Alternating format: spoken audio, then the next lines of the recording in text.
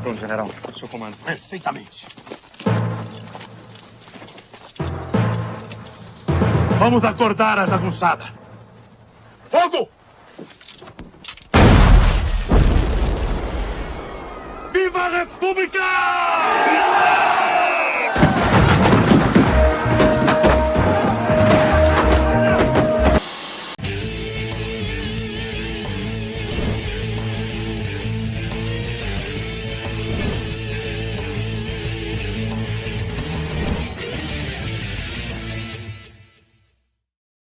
Fala galera, sejam mais uma vez bem-vindos, professor Alan na área, é a hora da história e na aula de hoje a gente vai continuar falando sobre esse maravilhoso povo brasileiro. É nosso povo, é nossa gente, é quem nós somos. Mas dessa vez a gente vai aprender que quando pisa no nosso calo, o bicho pega, que corre sangue nas nossas veias. Hoje nós vamos falar do povo brasileiro, mas na parte de resistência e luta contra as injustiças. Preparados? Vamos nessa! Vamos fazer uma breve revisão do que a gente viu lá na última aula sobre o povo brasileiro. Para contextualizar, nós vimos que em 1888 aconteceu a abolição da escravidão. Existem vários heróis e heroínas negras nesse processo e tudo mais. Um ano depois, a proclamação da República. O Brasil deixa de ser império e se torna uma república. Nesse contexto, pouco tempo depois, tem a Constituição de 1891. E essa Constituição, as leis, acabam excluindo boa parte do povo brasileiro, não é? Falamos disso na última aula. Inclusive, é nesse contexto que vem para cá muitos imigrantes europeus, imigrantes japoneses, italianos, alemães. Essa galera vem para cá e acaba compondo um pouco do que é o povo brasileiro. Tudo isso nós vimos na última aula, não é? Vamos seguir. Existe um mito por aí de que o povo brasileiro é pacífico demais. É um povo que não gosta de brigar pelos seus direitos, é um povo que deixa as coisas acontecerem. Bom, isso é um mito, e como todo mito, não é verdade. Durante a Primeira República, por exemplo, aconteceram várias revoltas populares, algumas guerras, inclusive, que era o povo se manifestando. Foram várias. As principais delas são quais? A Revolta da Chibata, a Guerra do Contestado, a Guerra de Canudos e a Revolta da Vacina. Nós não vamos falar sobre todas as quatro nessa aula, são quatro importantes, mas vamos focar em duas, e essas duas eu vou cobrar na prova. Uma urbana, uma no interior desse país. Vamos falar sobre a Guerra de Canudos e a Revolta da Vacina. Mas para começar, vamos falar de uma urbana, Revolta da Vacina, em cidade. Nada melhor numa cidade que a capital do Brasil. Na época, o Rio de Janeiro. Vamos falar um pouco sobre o Rio de Janeiro, a cidade maravilhosa. Não sei se você já foi lá, mas pelo menos da televisão já dá para ver que lá é bonito, né? Pois é, Rio de Janeiro, no início da República, 100 anos atrás, era a capital do país. Hoje temos Brasília, na época todas as decisões eram lá do Rio de Janeiro, o governo era lá no Rio de Janeiro. Só que essa cidade do Rio de Janeiro, ela não era exatamente uma cidade moderna. Como assim? Era uma cidade antiga, colonial e cheia de problemas. Sem saneamento básico, as ruas eram muito estreitas, muito pequenininhas, com vários cortiços no centro da cidade. Cortiço é onde mora a galera pobre, não é? Ou seja, você tinha um amontoado de gente ali em que a elite olhava e falava: não, essa cidade não parece ser bem a cidade moderna para esse novo país que eu quero construir. Vamos ver umas fotos. Olha aqui. Tem cara de capital da República? Mais do que isso, não tinha cheiro de capital da República. Era uma cidade extremamente fedorenta, como diziam as fontes. E aí esses eram os cortiços, casarões enormes em que moravam muitas pessoas, a grande maioria deles pobres e negros. Pois é, o governo olhou para isso e falou: não, precisamos melhorar essa cidade. Guarda essa palavra. Precisamos modernizar essa cidade. E aí veio o presidente da República e diz: olha, vamos dar um jeito nisso. Prefeito, é com você. Reforma essa cidade aí. O prefeito era um cara chamado Pereira Passos. Falou: pode deixar, presidente. Vou reformar tudo. Vou imitar Paris. Paris era o grande modelo de cidade moderna que tinha passado por reformas e tudo mais e ficou aquela cidade linda. O Rio de Janeiro queria fazer igual. Para isso, veio o movimento que nós chamamos de Bota Abaixo. Olha a reportagem do jornal. Pereira Passos manda demolir o Rio Colonial. Derrubou tudo. Essa é uma charge de um jornal da época que mostra o próprio prefeito chutando os barracos. Pois é, demoliu os casarões, demoliu as casas antigas, abriu novas avenidas largas, a cidade ia ficar um brinco. Esse foi o chamado bota abaixo, a derrubada dos cortiços para a modernização da cidade. Só que eu pergunto, quem morava nesses cortiços? Não era um rico, não era a elite, era o povo pobre. Vai fazer o que com esse povo pobre? Se vira, meu amigo, vou derrubar tua casa hoje, dá seu jeito. E aí foi bota abaixo para tudo que quanto é canto. Olha só, a modernização até deu certo. O Rio de Janeiro, que era uma cidade bagunçada, antiga, acabou ganhando áreas mais modernos, avenidas largas, uma cidade chique com cara de capital. Mas e o povo? Para onde vai o povo? O povo foi literalmente expulso para as regiões mais afastadas do centro. Se você conhece o Rio de Janeiro, você vai saber que ali está cheio de morro. A galera subiu o morro para morar. Dá para morar no morro, gente? Dá. Só que as situações são mais complicadas. Se não tinha saneamento básico lá no centro, lá no asfalto, como eles chamam, imagina subindo o morro. É no morro que vão começar as primeiras favelas do Rio de Janeiro. E quem foi morar nessas favelas? O povo pobre, o povo preto, que foi expulso do centro da cidade. Olha como a República não gostava de gente, não gostava de povo, não gostava de pobre. Expulsou essa galera para longe. E aí vão surgir as primeiras favelas no Rio de Janeiro. Mas é lá nas favelas, é lá no morro, que a cultura do negro continuou forte. É lá que vai surgir algo, por exemplo, como o samba. Samba que acabou virando ritmo brasileiro, não é verdade? Pois é, nesse início o samba era considerado uma música de inferior. Não, isso é coisa do morro e tudo mais. É o famoso é som de preto, de favelado, mas quando toca ninguém fica parado. Pois é, o samba é a grande expressão cultural do morro do Rio de Janeiro e que hoje é um símbolo brasileiro, não é verdade?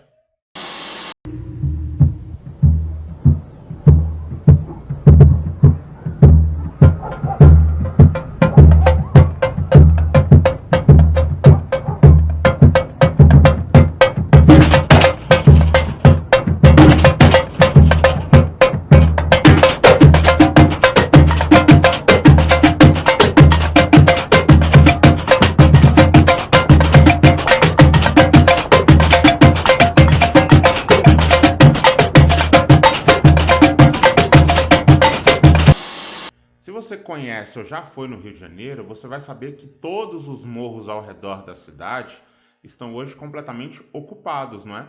As famosas favelas. Infelizmente, as favelas hoje são marcadas por algo negativo, como violência, como tráfico de drogas e tudo mais, pobreza. Quando foi que isso começou? Isso começou lá atrás na nossa república, quando o próprio governo não queria essa população no centro da cidade e mandou subir o morro. Pois é, essa galera subiu o morro e a vida continuou ali, como a vida continua até hoje. O morro ele não é só marcado por coisas negativas. A cultura é muito forte nas comunidades do Rio de Janeiro, na verdade. Se lá atrás surgiu o samba, hoje faz muito sucesso o funk carioca, que muita gente gosta, que a gente até exporta agora. Pois é, tentam expulsar os pobres, mas a cultura resiste. Nesse contexto de bota abaixo, derrubado dos casarões no centro e a galera subindo o morro para morar, aconteceu uma revolta chamada de Revolta da Vacina. Eita, a gente se fala muito de vacina hoje em dia, não é verdade? Pois é, o Rio de Janeiro era uma cidade suja, sem saneamento básico, e isso acabava favorecendo o surgimento de diversas doenças e epidemias, como por exemplo varíola e febre amarela. Engraçado que febre amarela a gente escuta falar até hoje, não é verdade? Pois é, o Rio de Janeiro passou por uma grande epidemia dessas doenças no início do século XX. E aí o governo chamou esse cara aí, Oswaldo Cruz. Um cara estudado, estudou na França, que chegou com a solução. Governo, precisamos vacinar a população. Isso na época era revolucionário, era moderno.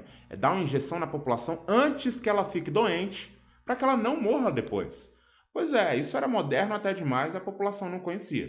Ninguém queria se vacinar assim. Tomar injeção? Quero não. O povo tinha medo. O povo achava que o governo ia botar um negócio em você para matar. O povo não gosta de pobre, vou tomar isso aí não.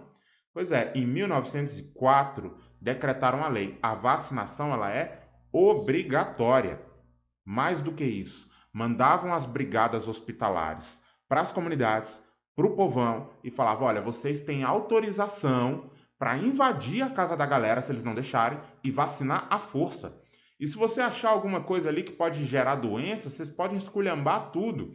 Imagina, galera. Era tipo a galera do posto de saúde misturado com a polícia invadindo a sua casa para dar a vacinação em você à força. Você e toda a sua família. Tu ia gostar disso? O povo não gostou.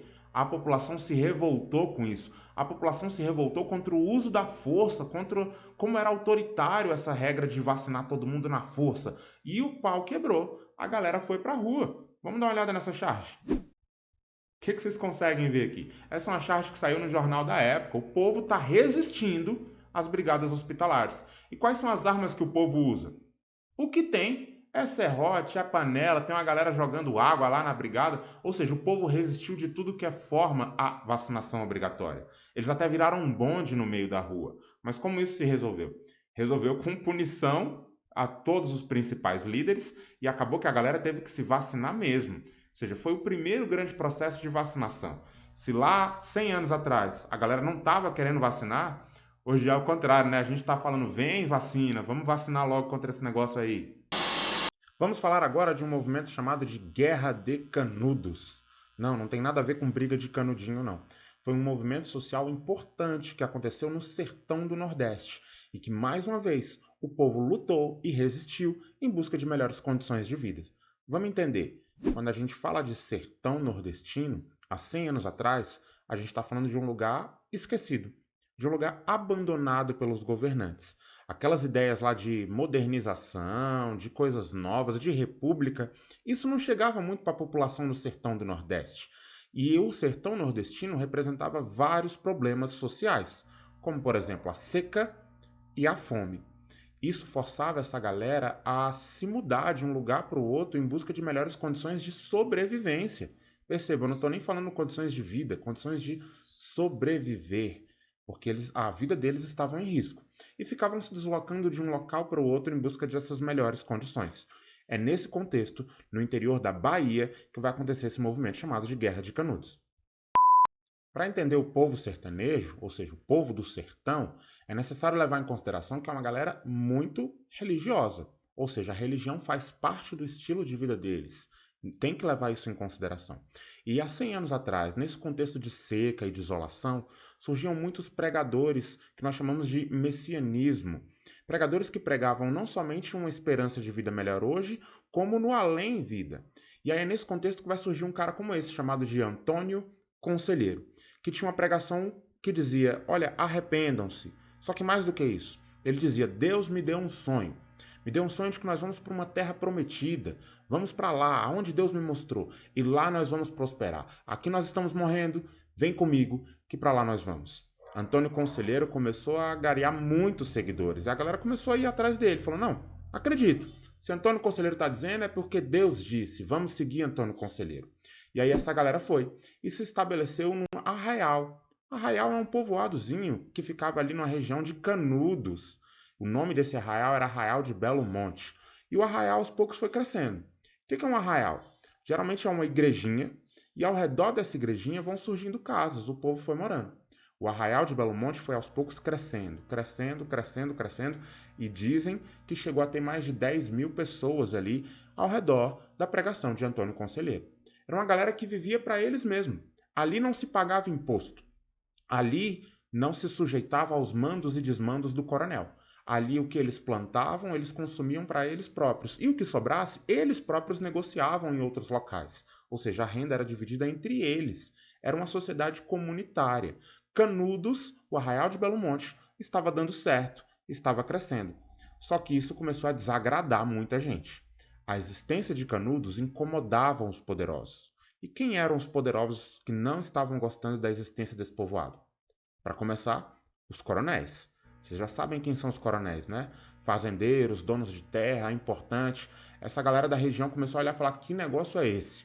Que tal de arraial é esse que eu não mando? Que o povo não me obedece? Que não tá todo mundo trabalhando para mim? Tá estranho, tá errado. Canudos não pode existir. Não somente os coronéis. A Igreja Católica da época não gostou da existência desse arraial. Por quê?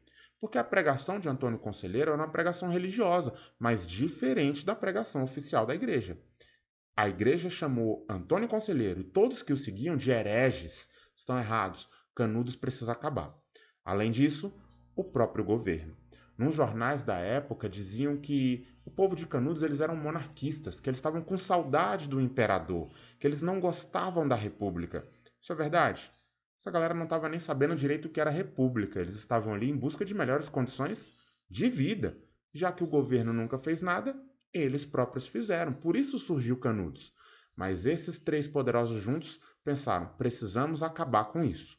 Canudos não pode existir.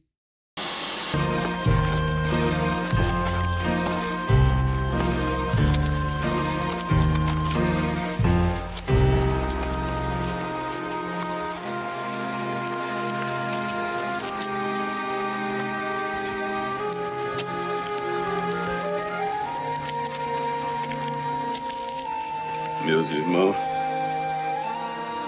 eu andei mais de 1000 léguas nesse sertão.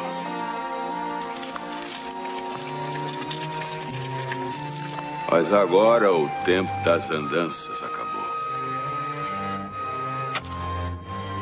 Aqui, nessa terra de Deus, eu fundo nosso Império do Belo Monte. Quem quiser ficar, que fique. Mas trate de trabalhar, orar e viver no devido respeito. Apoiados pelos coronéis da região e pela Igreja Católica, o governo da Bahia enviou em 1896 3 expedições para tentar derrotar Canudos. Só que derrotar Canudos não era tão fácil quanto eles imaginavam. Por quê? Primeiro por causa do terreno. Canudos era uma região bem afastada no sertão do Nordeste, no meio da Caatinga. O sertanejo, o homem sertanejo, para viver nessa região, ele é forte. Ele está adaptado ao terreno, ao clima e tudo mais. Os soldados nem tanto. Foram 3 expedições e as 3 foram fracassadas. Por quê? Porque Canudos resistia. O homem sertanejo ele já era adaptado àquele local. O soldado que muitas vezes vinha de Salvador, lá da capital da Bahia, não estava acostumado com esse tipo de clima, com esse tipo de terreno. Os sertanejos derrotavam. E a cada expedição fracassada, os sertanejos ficavam mais espertos. Antônio Conselheiro e cada um deles sabiam, eles vão voltar. Eles vão tentar nos derrotar. Vamos ficar preparados. A cada expedição que eles derrotavam, eles pegavam as armas dos soldados derrotados e se armavam cada vez mais, ficando cada vez mais preparados. Em 1897, veio uma nova expedição, a 4ª expedição, só que dessa vez comandada por o governo federal. Mandaram o exército do Brasil de verdade para tentar derrotar Canudos. Imagina, Canudos estava incomodando muito. Só que dessa vez eles vieram com uma força completamente desproporcional. Era como se o Brasil tivesse entrado em guerra com outro país. Só que não era contra outro país. Era contra seu próprio povo em Canudos. E a 4ª expedição, em 1897, destruiu completamente o arraial de Canudos. Foram centenas de mortos, a grande maioria desse povo, o povo simples, o povo humilde de Canudos que estava lá só para tentar sobreviver, para fugir das condições ruins de vida. O que o governo brasileiro fez? Massacrou. O que aconteceu em Canudos após a 4ª expedição foi um massacre. Eles resistiram bravamente até o fim, mas foram destruídos.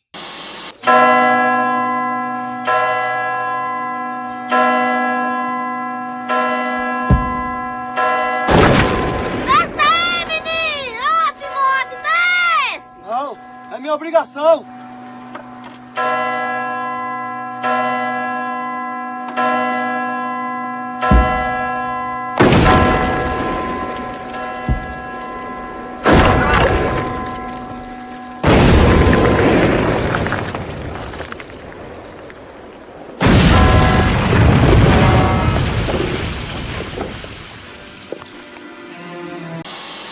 Em 1897, Canudos foi completamente arrasada.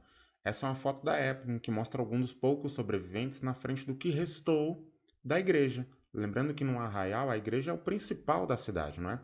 Os sobreviventes tiveram que ser espalhados nas cidades da região, inclusive as crianças, vários órfãos de Canudos. Sobrou alguma coisa de Canudos hoje? Onde é que fica? Bom, de Canudos só sobraram algumas ruínas ali no interior da Bahia, no sertão da Bahia. A gente sabe o que aconteceu no povoado de Canudos através da obra de um escritor chamado Euclides da Cunha. jornalista que foi até Canudos na época. Ele acompanhou a última expedição e relatou detalhadamente como era o clima, como era o solo, como eram as pessoas que ali viviam e como foi o conflito. Canudos é reflexo do povo que é esquecido, que é marginalizado e que tenta sobreviver e que tenta resistir. E mesmo assim, foi massacrado pelo governo. É isso, galera. Na aula de hoje nós vimos 2 movimentos de resistência que mostram que o povo brasileiro não é esse papo de pacífico, não. Nós somos esses bananões que ficamos só assistindo a história acontecer. Quando precisa, nós vamos à luta e às vezes até morremos por isso. Tá no nosso sangue, faz parte de quem nós somos, isso é ser brasileiro. Ficamos por aqui, até a nossa próxima aula. Falou!